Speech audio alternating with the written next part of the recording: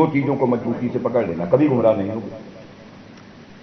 ہمارا رونا یہ ہے، ہم کسی کی بات کو جس کو ہم اپنا بڑا مانیں، جن کے مسلک پہ ہم چلتے ہیں، ہم ان کی نگاہ سے قرآن و سنت کو دیکھتے ہیں۔ تو یہ قرآن و سنت والے، اگر یہ قرآن و سنت والے ہوتے تو یہ اپنا فرقہ ہی نہیں بناتے۔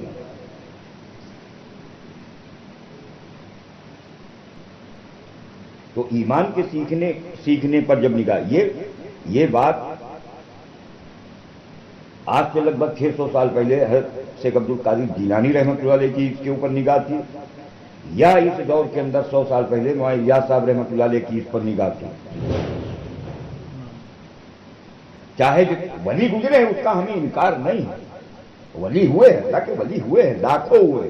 مولانا صاحب نے خود اپنے بیان میں فرمایا چاروں مسلک کے لاکھوں ولی گزرے ہیں، لیکن ولی ہمارے لیے نمونہ نہیں ہے، ولی نہیں نمونہ ہے۔ تو یہ تو بعد والے تو ان کو تو بھول جاؤ۔ اور ولی کس کو کہتے ہیں؟ ولی اس کو کہتے ہیں جس کی ہر وہ حاجت و ضرورت کے اوپر اللہ سے جو کہہ دے، اللہ اپنی قدرت سے اس کے کام کو بنا لے، وہ ہے ولی۔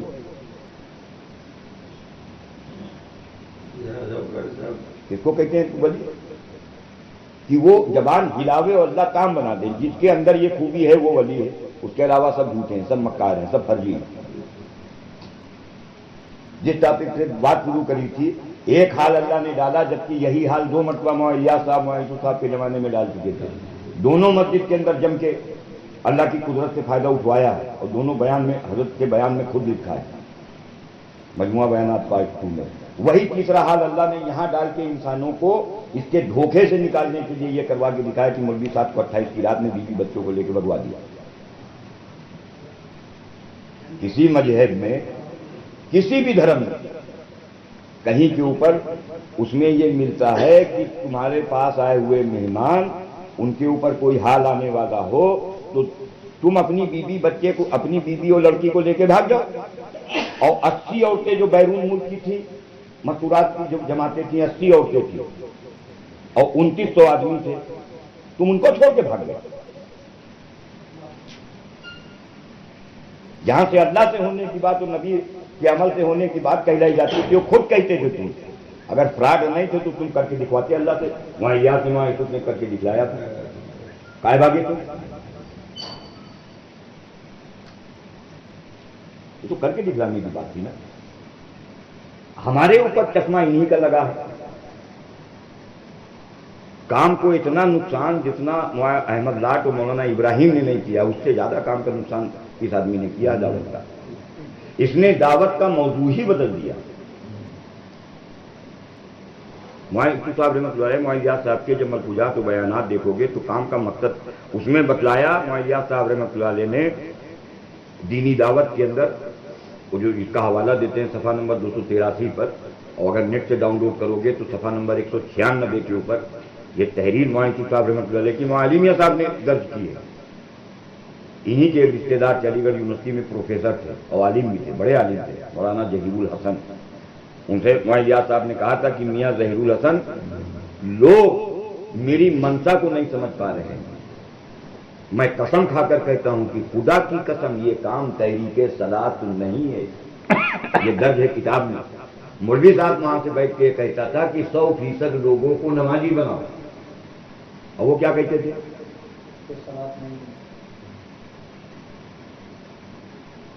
مولانا الیاس صاحب کہتے تھے یہ کام اپنی اصلاح، اپنی تربیت اور اللہ کے قرب کے لیے ہے۔ یہ یہاں پہ بیٹھ کے کہتا تھا کہ امت کی ذمہ داری ہے یہ۔ اللہ کے نبی فرما رہے ہیں کہ مسجدیں 100% آباد ہوں گی، ان ساری مسجدوں میں ایک بھی آدمی خشوع والا نہیں ہوگا، یہ اللہ کے نبی کا قول ہے۔ تو 100% بنا کے کیا کر لو گے آپ؟ سوائے جوتے کھانے کے غیروں کے اور کچھ نہیں ہونے والا۔ وہ نماز جس پر خدا کی مددیں اور نصرتیں ہوتی ہیں، اس کو اگر مولانا الیاس صاحب مولانا یوسف کی نگاہ سے نہیں دیکھا کچھ نہیں پاؤ گے آپ۔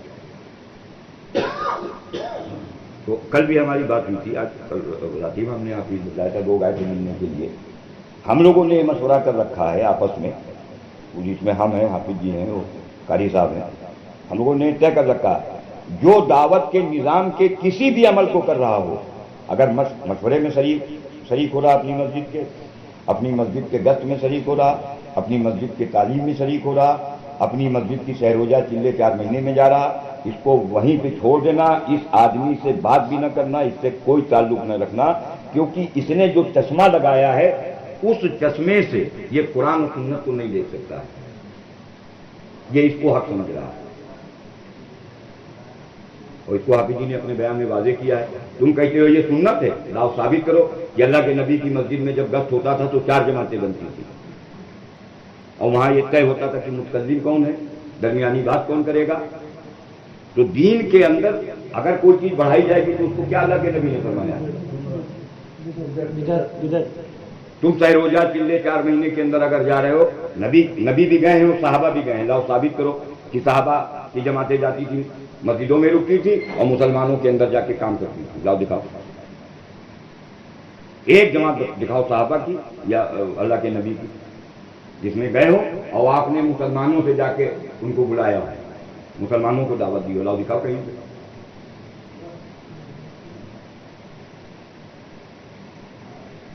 اللہ کے نبی کے مشورے میں مسجد نبوی کے اندر یا صحابہ اپنی اپنی مسجدوں میں لاؤ ثابت کرو کہ وہاں کے اوپر بیٹھ کے اور اس بات کا مشورہ کرتے تھے کہ لوگ 100% نمازی بن جاویں اور 100% کی ترتیب بن جاوے، اور تم ان سے ملاقات کرنا، تم ان سے ملاقات کرنا، لاؤ دکھاؤ کہیں سے۔ ایک بھی عمل ثابت تو کرو۔ ایک صرف ملتا ہے گشت کا، صرف ایک ملتا ہے ابو ہریرہ رضی اللہ عنہ کا، وہ بھی کون ہے؟ امام محدث ہیں، اکیلے جا رہے ہیں۔ روایت یہ بتلا رہی ہے کہ اگر اکیلے جاؤ گے تو 2 آدمی اگر نہیں ہوں گے، جماعت نہیں بناؤ گے تو شیطان رہے گا ساتھ میں، اور ابو ہریرہ ایک مرتبہ، وہ بھی امام محدث، مولوی صاحب گشت کرنے کبھی گیا؟ حق کس کا ہے گشت کرنے کا؟ عام آدمی کا یا جو وہاں کے اوپر پہنچا ہوا ہے اس صفحے پر؟ اور جب یہ گئے ہیں تو کیا مسجد میں 4 جماعتیں بنا کے گئے تھے؟ اس میں 3 آدمی کم سے کم طے کیے گئے تھے کہ ایک متکلم، ایک رہبر اور ایک امیر، لاؤ دکھاؤ۔ اور وہاں مسجد میں 4 جماعتیں بنا گئے ہوں کہ ایک استقبال میں رہنا۔ یہ نظام تھا الیاس صاحب رحمۃ اللہ علیہ نے بنایا تھا، اجتماعی طور پر مسلمان ایمان کے سیکھنے پر آ جاؤ گے، ایمان کے سیکھنے پر۔ اور دعوت کو بھی سمجھے نہیں، کہتے کس کو ہے؟ 1200 سال میں جتنے اولیاء نکلے ہیں اس میں کسی ایک کو دکھلا دو کہ اس نے گشت کیا ہو، چلہ لگایا ہو، 3 دن لگائے ہوں، مشورہ کیا ہو 2.5 گھنٹے اور 2 تعلیم، ایک ولی کی زندگی لاؤ۔ یا تو وہ گمراہ ہے جو 1200 سال کا وقفہ گزرا ہے، 16 سال کا لڑکا تھا ان کا ہر چیز کا، 16 سال کا لڑکا پرندے کو بیٹھا دیا تھا، مسالہ رکھتا تھا اسے۔ پوری دنیا کے جتنے تبلیغ والے ہیں 20 اور 40 مرتبہ 4 مہینے لگانے والے اور پوری زندگی لگانے والے، ایک لے کے آؤ دعوے کھڑا کر، ہے کوئی؟ وہ بنانا مقصود تھا الیاس صاحب کا۔ انہوں نے کہا تھا کہ میرا یہ کام احیاء سنت ہے۔ کیا ہے؟ احیاء سنت۔ انہوں نے کیا ٹوپی پہنا اس سنت کو لے کے؟ داڑھی، مسواک، کرتا، صافہ اور دسترخوان، سرما اور عطر، تو یہ تو سب 100% منافق کے اندر تھا۔ سنت کس کو کہتے ہیں؟ محمد صلی اللہ علیہ وسلم پر اللہ نے جو بھی ضرورتیں ڈالی ہیں ان ضرورتوں کو آپ نے کس طریقے سے پورا کیا ہے، اس کا نام سنت ہے۔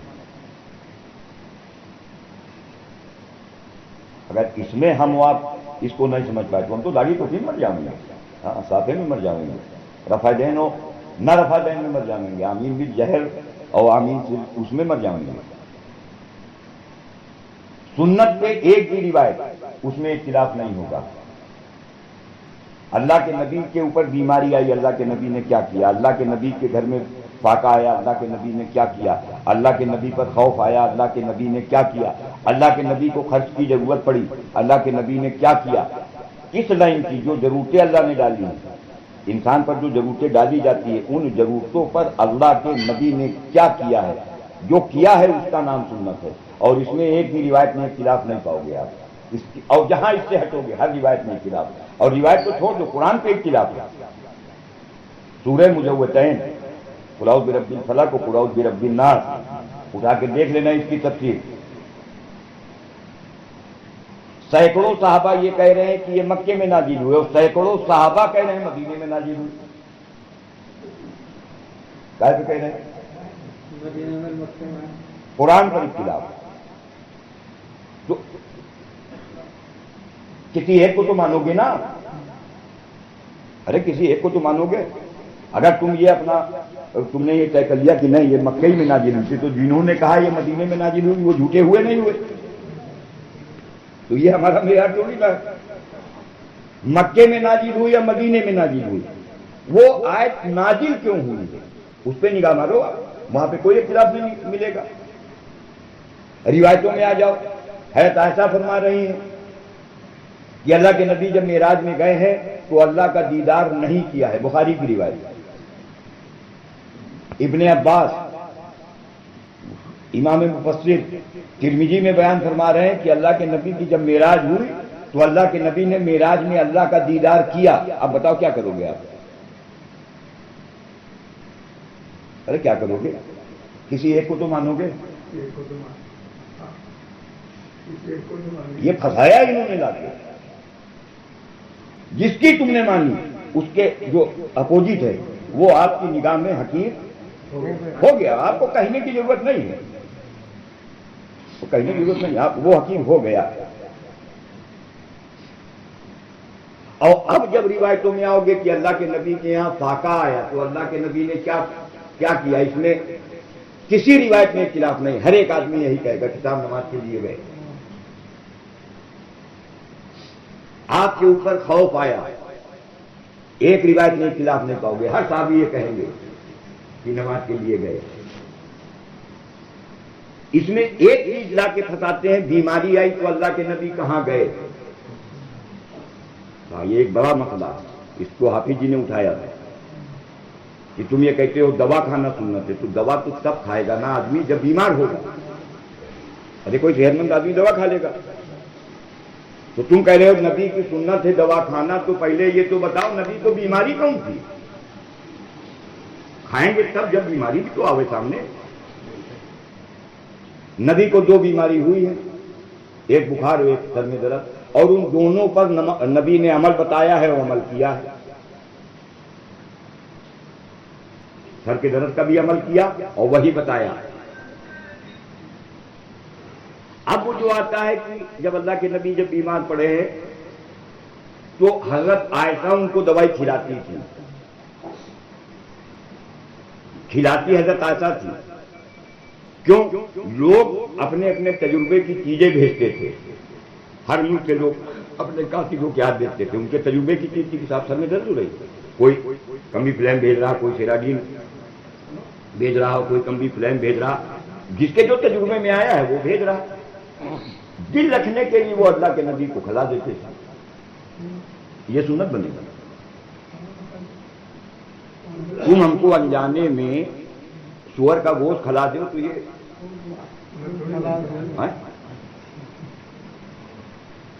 آخری بخاری کی روایت ہے انتقال سے ہفتہ ہی بھر پہلے کی لگ بھگ ہوئی. وہ بخاری کے اندر روایت ہے امی جان جب دوائی کھلا رہی تھی تو اللہ کے نبی ان کو منع کر رہے تھے، لیکن آپ کی اتنی طاقت نہیں تھی کہ بالکل منع کر دیں، لیکن آپ منع کر رہے تھے.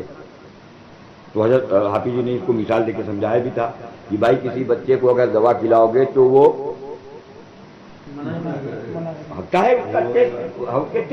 اس کے ٹیسٹ کی وجہ سے. چاکلیٹ کھلاؤ تو کوئی منع کرے گا، لیکن وہ جو دوا کھلاؤ گے تو آنا کانی کرے گا. کاہے ٹیسٹ کی وجہ سے. تو وہ اس لیے کھلا رہی اور وہ سوچ رہی کہ اللہ کے نبی اس لیے منع کر رہے ہیں. لیکن جب اللہ نے آپ کو افاقہ دیا اور جب آپ پھر ایک دو دن کے بعد جب ہوش و حواس میں ہوئے تو آپ نے حضرت عائشہ سے کہی یہ بات کہ میں تم کو منع کر رہا تھا اور اس کے بعد تم نے مجھ کو کھلایا. حضرت ابن عباس اس کی مخالفت کر رہے تھے. وہ کہہ رہے تھے کہ نہیں دوا نہ دو. باقی جتنے موجود تھے سب نے کہا میں کھلا دو. تو اللہ کے نبی نے کہا کہنا ہے. اب اس سب کو بچ نہیں پائے گا سوائے عبداللہ ابن عباس. سوائے عبداللہ ابن عباس کے دوا کھانے سے کوئی بچ بھی نہیں پاوے گا. یہ بخاری کی روایت ہے آخری.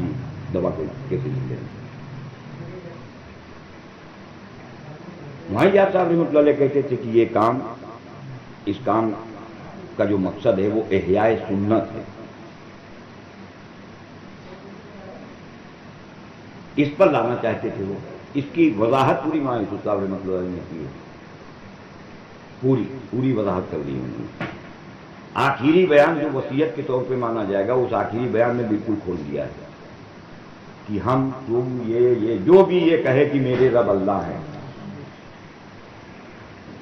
जो भी ये कहे, और ये खवास में नहीं कहा था कि साहब पुरानों में कहा था, नहीं, लाहौर के बिलाल पार्क में कहा था, जिसमें पाकिस्तान गवर्नमेंट के न जाने कितने कैबिनेट मिनिस्टर मौजूद थे। उसमें कहा था कि अगर तुम ये कहते हो मेरे रब अल्लाह है, तो फिर नमाज से परवरिश लो। क्या लो? अगर तुम ये कह रहे हो कि तुम्हारे रब अल्लाह है, तो नमाज से परवरिश लो। जब नमाज से परवरिश ले लेना, फिर दो रास्ते हैं, चाहे कमाना हो चाहे ना कमाना, बात खत्म हो गई। अब इसको कुरान और सुन्नत पे आप पेश कर दो, अगर समझ में आ जाए तो ले लो, वरना इसके अलावा कोई रास्ता वास्ता नहीं। आप पूरी जिंदगी 100% जाहिरी सुन्नतों पे, 100% तहज्जुद हो, पांचों वक्त की नमाजों के तकबीर उला के एहतमाम के साथ मत के जाओ। अल्लाह की कसम, कब्र में कुछ नहीं पूछा जाएगा, सिर्फ एक बात पूछी जाएगी, मन रब्बुका, कि यहां जो आलम में आए हो, यहां परवरिश कैसे लोगे, बताओ। तो ये सारी जो मेहनत थी, तमाम नबियों की बेइज्जत का जो मकसद था, वो सिर्फ यही था कि ये जो इकरार करके वहां आया है, अल्लाह से जो अहद करके आया है, लस्त बिरब्बिकुम कालू बला। उबई बिन काब फरमा रहे हैं, तमाम नबियों की बेइज्जत का मकसद ही यही था। नबी आता था यही याद दिलाने की, देखो अल्लाह से अहद करके आए हो, और परवरिश की लाइन की अहद है, और किसी लाइन का अहद नहीं, कि परवरिश का अहद करके आए हो, कालू बला कह के आए हो, उसको याद रखना। दुनिया में इम्तिहान के लिए भेजा है, दुनिया को सजाया है चीजों से और सामान से, हाल डालेंगे, अपनी जरूरत किस रास्ते से पूरा करते हो, इसको याद रखना। उस रास्ते को खुलवाने के लिए फिर अल्लाह ने नमाज भेजी कि ये है, इससे परवरिश अपनी कराओ।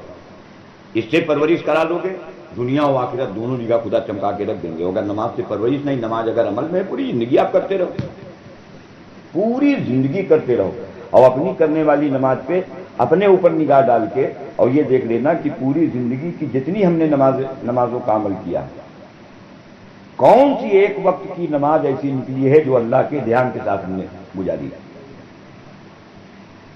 जिस नमाज में अल्लाह का ध्यान नहीं है, वही नमाज इसको बद्दुआ देगी। यह हज़रत अबू दर्दा का कौल है। ये चोर कहते हैं नमाज पढ़ो, हालांकि कुरान और हदीस में कहीं है ही नहीं नमाज पढ़ो, कायम करो। आप अपने यहाँ जितने आलिम और मुफ्ती हैं, यहां से लेके चौक तक, आप पूछो नमाज कैसे कायम होगी, बता देवे कोई माई का लाल, हजारों में शायद एक हो जो बता दे, और जो बतावे उससे कह देना किसी बुजुर्ग की नहीं मानेंगे, सहाबा की मानेंगे। सहाबा ने नमाज कैसे कायम किया है और कायम करने के लिए क्या बतलाया है, वो बताओ हमको। अबू हनीफा ने क्या बतलाया, शाफई ने क्या बतलाया, मालिक ने क्या बतलाया, शेख अब्दुल कादिर जीलानी ने क्या बतलाया, ख्वाजा मोइनुद्दीन चिश्ती अजमेरी ने क्या बतलाया, इनको रखो किनारे, वहां से बताओ। तो क्योंकि हमने परवरिश के लिए कभी हमारे सामने बात लाई नहीं गई,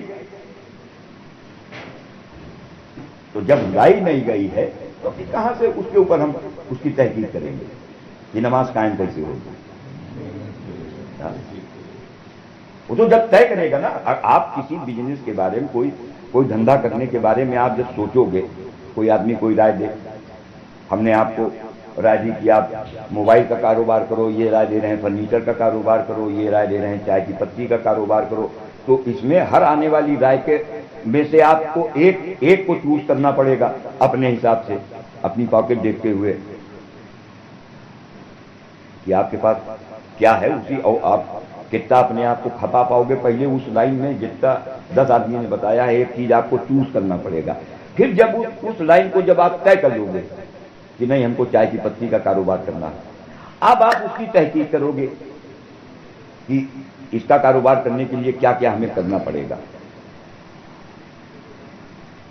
अब जब तहकीक करोगे, अब अल्लाह तुम्हारी रहबरी करा देगा, अब रहबरी होती चली जाएगी।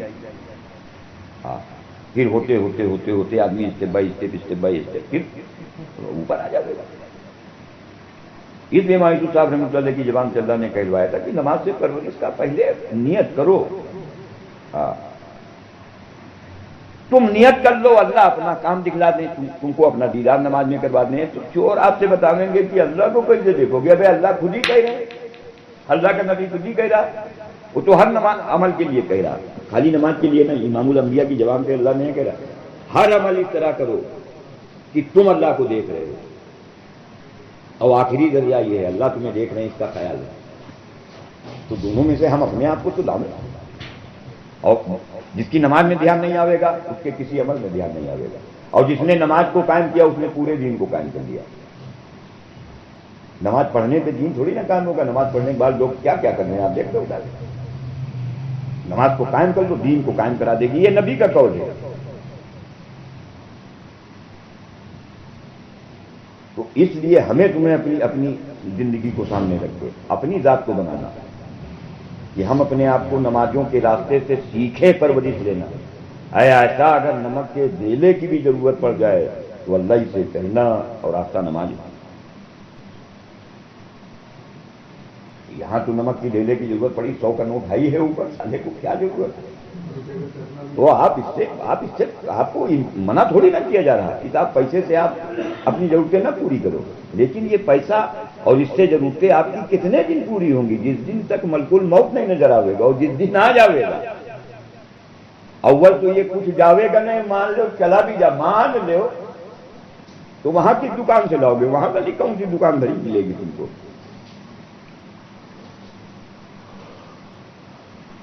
یہ انبیاء کی سب سے پہلی بات یہ ہے. اللہ رب ہے. پہلی وحی جو اللہ نے نازل کی ہے، پہلی وحی میں جو چار آیتیں آئی ہیں، 5. ہاں تو اس میں دوسری آیت اللہ یہ نہیں نبی کے ذریعے سے کہلا رہے ہیں. اقرا کہنے کے بعد وہ نہیں یہ کہلا رہے ہیں کہ میں رب، میں اللہ ہوں، میں رحیم ہوں، میں کریم ہوں، میں غفار ہوں. رب اپنے ہونے کو بتلا رہے ہیں. کہا ہے آیت ربک الذی خلق. ہاں نہیں اقرا بسم ربک الذی خلق. کہ جو عہد کر کے آئے ہو ہاں اس کو رب تسلیم کرو، اور یہی تسلیم کرنا پڑے گا. اور قبر میں جاؤ گے رب ہی کا سوال ہوگا، اللہ کا سوال نہیں ہوگا. کون اللہ؟ اللہ کون ہے؟ ہاں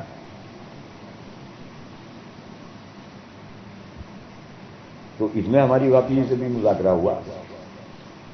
رب جو ہے، رب کا نام اللہ ہے. رب کا سب سے شاندار نام وہ اللہ ہے. اللہ کا نام رب نہیں ہے.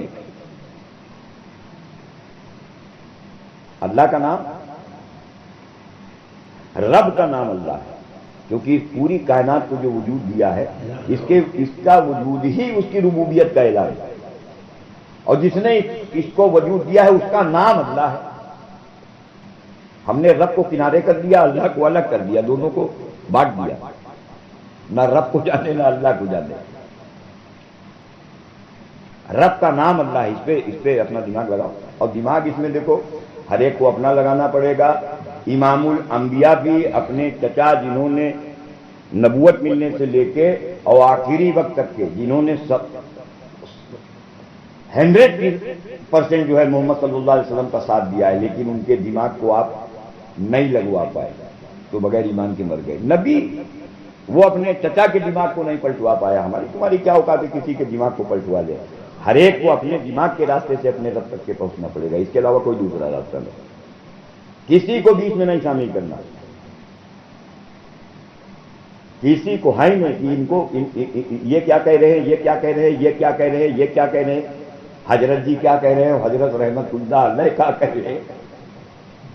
سب درد و کرام میں کسی کے بارے میں کچھ نہیں پوچھا جائے گا.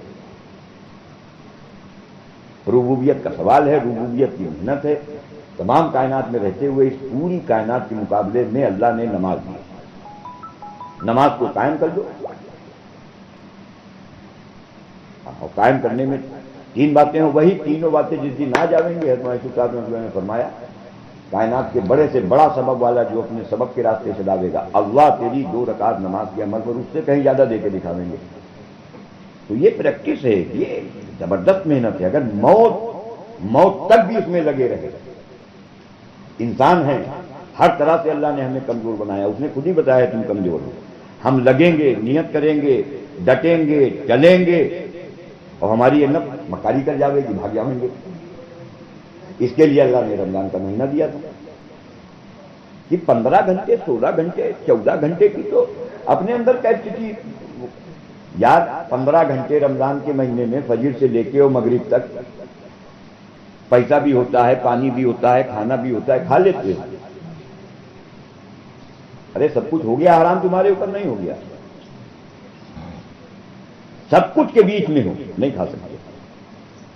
کیوں؟ تمہارے اندر وہ کیپیسٹی پیدا کرانا چاہتے ہیں کہ غیر رمضان میں کم سے کم 15 گھنٹے تو جب ہم تمہارے اوپر بھوک بھیجیں، پیاس بھیجیں، بیماری بھیجیں، خوف بھیجیں، تو 15 گھنٹے تو اپنے آپ کو تم جماؤ. نماز کی طرف 15 گھنٹے میں 4 نمازیں تو تم کو ملے گی. تم کرو محنت. کیوں؟ 4 نمازوں کے راستے سے اللہ سے کام بنانا. تو جب اس پہ نیت کرو گے تو اللہ تمہیں اپنا دیدار نماز میں کراوے گا. ورنہ ایک کہو اللہ کو کس نے دیکھا ہے، اللہ ہے بھی یا نہیں ہے، اللہ کیسا ہے، کیسے اس کا دھیان آئے گا، کیسے؟ تو پھر آپ وہ کرتے رہو.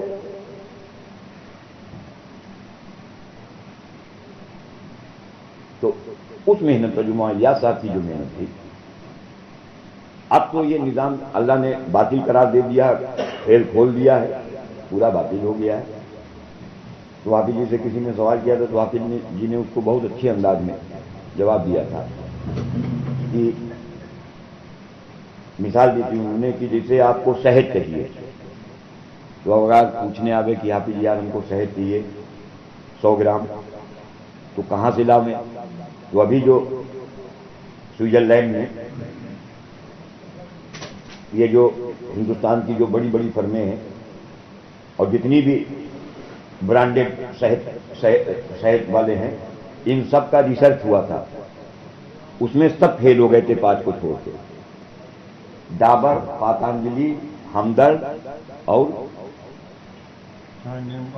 جو ہاں جتنی بڑی بڑی کمپنیاں تھیں، یہ سب کے شہد وہاں جب اس سے ٹیسٹنگ کی ہے تو یہ سب ڈپلیکیٹ ثابت ہوئے. بڑی بڑی کمپنیاں، اس میں 5 کمپنیاں جو 100% شہد جن کا تھا، جس میں ایک کمپنی تھی سفولا جو 100% شہد. تو ایسے ہی 5 کمپنیوں کے نام بھی بتائے تھے کہ کن 5 کمپنیوں کا شہد جو ہے وہ پیور ہے، باقی سب ڈپلیکیٹ. بڑی بڑی کمپنیاں دھوکہ دے رہی ہیں. تو اب جب تم سے کوئی، آپ یہ نے مثال دیا کہ اب پوچھنے آؤ کہ آپ یہ شہد کیسے لیں، تو اب اس کو تم جب ہمدرد و پاتنجلی اور ڈابر کو نہیں بتلاؤ گے تو سفولت بھی نہ بتاؤ، سیدھے سیدھے کہو کہ اگر اوریجنل شہد چاہیے بھیا تو چلے جاؤ مکھی کے چھتے سے، وہیں سے مل پاوے گا، ورنہ سب ہے فراڈ. ایسے ہی اللہ کی قسم یہ جتنا نظام جتنی تنظیمیں چل رہی ہے سب فراڈ ہے، سب فراڈ ہے. پھر کیسے تم اللہ تک پہنچو؟ تو الیاس صاحب رحمۃ اللہ علیہ جن کے ذریعے سے نظام شروع ہوا، وہ کیسے اللہ تک پہنچے تھے؟ وہاں آ جاؤ. الیاس صاحب اس کام کے ذریعے تھوڑی یہاں پہ پہنچے، وہ تو پہلے ہی ولی تھے. کام تو بعد میں شروع کیا. مولوی یوسف پہلے سے ولی تھے، مولوی الیاس کے ابا اسماعیل وہ پہلے ہی سے ولی تھے. الیاس صاحب کی جب بچپنے میں آنکھ کی روشنی چلی گئی ہے، انہوں نے اللہ سے روشنی لی تھی. اور الیاس صاحب کے ایک میں سینکڑوں واقعے بھرے پڑے. تو وہ اس نظام کو شروع کرنے سے پہلے ہی ولی تھے. تو اب راستہ ولی بننے کا، اللہ تک کے پہنچنے کا، وہ الیاس نے جو اختیار کیا وہاں جاؤ، بیچ میں نہ پھنسو. یہ سب سارے فراڈ ہیں، چاہے جو تنظیم چاہے جو تحریک ہو، سب فراڈ ہے. اور اگر کسی ایک میں بھی آپ اپنے آپ کو انگیج کر رہے ہو تو آپ خود ہی نہیں کہتے ہو کہ آپ اللہ تک پہنچو، کیونکہ آپ نے اس نظام کے کسی بھی خاکے کو آپ نے چشمہ لگا دیا. ہم نے جو آپ سے بات کرنا چھوڑا، آج آپ کو واضح بھی کر دیں. وہاں ٹائم نہیں تھا، نہیں اس کو بھی اس کا ہم فون نہیں اٹھاتے، حسن کا اور رجاق کا. وہ صرف اسی لیے کہ آپ کے بھی اندر اس نظام کا کسی نہ کسی حد تک کے جو ہے اس کی عظمت تھی. اور آپ نے یہ بات کہی بھی تھی کہ اگر یا سب کو جوڑنے کے لیے اگر ہم یہ نہیں کریں گے تو کیسے قابو میں آئے گا. تو یہ کوئی کسی کی ہمارے اوپر ذمہ داری نہیں. اس کو شیخ عبد القادر جیلانی رحمۃ اللہ علیہ نے اپنے بیان میں واضح کر دیا ہے. اور وہ 1200 سال کے جو اولیاء نکلے ہیں ان کی زندگی سے بھی یہ بات ثابت ہے، ان کی زندگیوں سے ثابت ہے کہ یہ کام ہمارے اوپر کسی کی ذمہ داری نہیں. جس آیت کو قرآن کی جس سورہ کو یہ پیش کرتے ہیں کنتم خیر امۃ اخرجت للناس، اس میں یہ اتنا بڑا فراڈ کرتے ہیں. اس میں اس کام کے کرنے کی اللہ نے شرط بیان کی ہے، تؤمنون باللہ، یہ شرط ہے کہ جو اللہ پر ایمان رکھتا ہو اس کے ذمہ ہے کنتم خیر امۃ. اللہ پر ایمان رکھنے کا کیا مطلب ہے؟ یہ مولانا یوسف صاحب رحمۃ اللہ علیہ نے 15 ستمبر کے بیان میں واضح کیا ہے.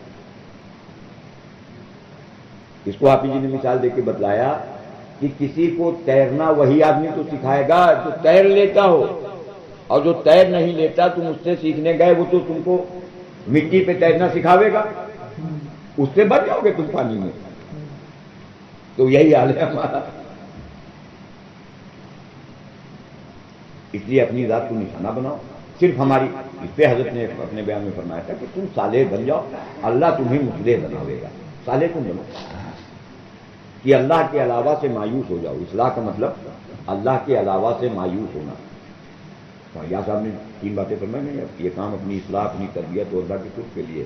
اصلاح کا مطلب یہ تو خوب گھماویں گے آپ کو اور آپ گھومتے رہو گے اور انہی میں سے کسی ایک کی پکڑ لو گے اور قرآن و سنت پہ جاؤ گے. تو اصلاح کا مطلب یہ ہے اللہ کے علاوہ سے مایوس ہو. پہلے تو مایوس ہو، 13 سال میں مایوس کرایا، ابھی نماز بھی نہیں دی ہے، بالکل ہر طرف سے کاٹ دیا ہے. اس لیے مکے والوں کو نمونہ بنایا، مہاجر نمونہ. اس لیے نماز بھی نہیں دی اور کاٹ بھی دیا ہے. نماز بھی نہیں دی اور کاٹ دیا. اللہ نے ہمارے تمہارے ساتھ آسانی کا معاملہ یہ کیا کہ ہم کو دونوں چیزیں ساتھ میں دے دی، کلمہ و نماز دونوں چیزیں ساتھ میں دے دی. تو کلمے سے فائدہ اٹھانے کے لیے، نبی کے عمل سے فائدہ اٹھانے کے لیے پہلی شرط ہے مایوس ہو جاؤ، اپنی اصلاح کر لو، ہر چیز سے اپنی پرورش کو کاٹ لو. دوسرا تربیت، نماز کے راستے سے اپنی پرورش لینے والے بن جاؤ. یہ تمہاری تربیت ہو گئی. اور اللہ کا قرب پیدا کرنا، جب ان دونوں چیزوں پہ آ جاؤ گے اللہ کے قریب ہو جاؤ گے تم.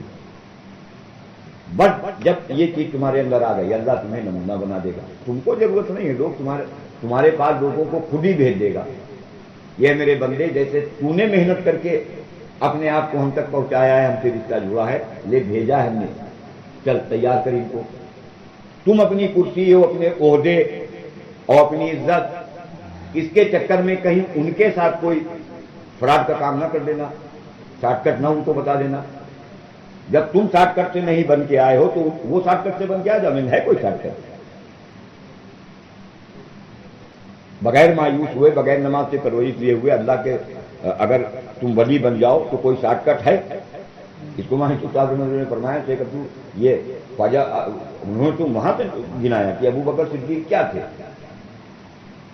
منی کا ایک نطفہ، وہ تو کلمے نماز نے ابو بکر صدیق بنایا ہے. معین الدین چشتی کیا تھے؟ منی کا ایک نطفہ، کلمے و نماز نے خواجہ معین الدین چشتی اجمیری بنایا ہے. تو کلمہ و نماز بناوے گا. تو اس میں بس یہی ہے کہ اپنے آپ کو تیار کرنا. اور یہ کوئی اتنا آسان نہیں ہے کہ اتنا آسان ہوتا تو یہ نہیں فرماتے اپنے مجمع سے کہ مٹھی بھر لوگ ایسے چاہیے. ہاں یہ بیان کا کام نہیں ہے. ہاں کہ بیان کرو والے کو، ہاں بیان اپنی ذات کو اس پر جمانے کے لیے ہماری محنت چل رہی ہو، ہم اپنے آپ کو جما رہے ہیں اس کے اوپر. اب بیان کرو، کیوں اپنے اندر وہ چیز پیدا کرنا چاہ رہے ہو، اس کے لیے بیان. اور اگر یہ چیز نہیں، ہم نمازوں سے پرورش لینا نہیں جانتے ہیں، لینے پہ نہیں آ رہے ہیں تو بھول جاؤ. اور آپ اپنے بارے میں خود فیصلہ کرو کہ اگر جب خود اپنے آپ کو یہاں نہیں لا پاؤ گے تو آنے والا دن ہو سکتا ہے آج ہی رات ہماری آخری رات ہو یا کل کا دن ہمارا آخری دن ہو. وہاں گاڑی کیسے چل جائے گی؟ اپنے آپ سے سوال پوچھ لینا، برجخ میں گاڑی کیسے چل جائے گی؟ تو آپ جی نے اپنے ایک بیان میں بھی کہا کہ تم کی رات وہ ملک الموت پوچھے گا من ربک کا، تم کون نظام الدین کی اطاعت کرتے ہوئے آئے ہیں. हाँ मौलवी साहब की इताअत करते हुए। उसको भी बताया मौलाना यूसुफ रहमतुल्लाह ने, जो लोग कहते हैं आलमी मसाइल हल कर रहे हैं, हाँ तो मौलाना यूसुफ ने फरमाया कि ए बावले, तू क्या आलमी मसला हल करेगा, तेरे पाखाने का मसला भी तेरे बस में नहीं है। अपने पैखाने का मसला तुम हल नहीं कर पा रहे हो, लोगों का हिदायत दिला दे हो, हिदायत दिलावे निकले होते। अपना मसला जब आवाते तो वो कौन सी यहाँ टेबलेट चलती है लूज मोशन में? नहीं, लूज मोशन में डेल्को फ्लैट। हाँ तो तुम अपना मसला डेल्को फ्लैट से हल करा रहे हो, इनको दिलाओगे हिदायत। हाँ मूंग चावल की खिचड़ी। इसके लिए सारे अमल थे, हर जरूरत के लिए हर अमल है। नबी ने सारे अमल दिए हैं, लेकिन किसी भी अमल का जो वादा जाहिर होगा, नहीं, जिसकी नमाज कबूल होगी उसके हर अमल का वादा पूरा होगा। नमाज ही नहीं कबूल, तुम अपने सदका करते रहो, हज करते रहो, शहद खाते रहो, जमजम पीते रहो, कलौंजी खाते रहो, खाते खाते मर जाओ, कुछ नहीं होगा। नमाज कबूल होगी तब होगा। तो सारी मेहनत तो नमाज की कबूल होगी, पहले नमाज कबूल हो, और नमाज कबूल होगी अल्लाह के ध्यान से। दो चीजें मानसूर साहब ने बतलाई। मानसूर साहब ने दो चीजें बतलाई। साहबा की जिंदगी में जाओगे तो तीन चीजें मिलेंगी नमाज के कायम करने। मानसूर साहब ने हमको सामने रख के बहुत आसान जुमले, क्योंकि 6 सिफात बतलाई है, इसलिए इसको यहाँ पल्ला है। यहाँ पहले कलमे को बयान किया, फिर नमाज को बयान किया, फिर इल्म और ध्यान को बयान किया। और जब साहबा ने नमाज जो कायम की उसमें देखोगे तो वहां ये तीनों चीजें वो तीनों बातों में आ जाएंगी। नमाज हो, कलमा और नमाज, इल्म और ध्यान। ढक्कन वापस लग जाएगा। तो इसलिए हम लोग बयान भी नहीं, कहीं कोई न किसी मस्जिद में न कहीं कोई बयान का कोई मामला नहीं। ढक्कन वापस लग जाएगा। मसाला खाएगा? हाँ खाओ। नहीं।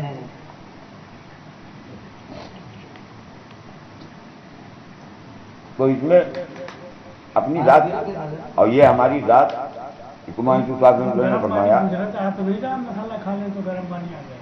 कि क्योंकि हम इस पे पड़े नहीं है ना, तो अल्लाह की तरफ से जब भी कोई जरूरत डाली जाती है तो ये हमारी नफ्स, हमारा ये जिस्म, ये कायनात के रास्ते से आया है, लंबे चौड़े निजाम से आया है कि सारे ज़र्रात वो कलेक्ट हुए, फिर मनी के नुस्खे में गए, और मनी का नुस्खा माँ के रहम में गया, और माँ के रहम में जाने के बाद फिर वो गोद का लोथड़ा, सारी तब्दीलियां अल्लाह के नबी बयान कर रहे हैं।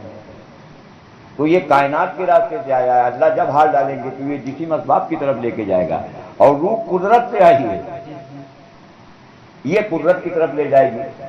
और कुदरत काहे को जाहिर होगी? नमाज की तरफ। तो अपने आप को ये तैयार करना, हर जरूरत पर नमाज की तरफ जाना।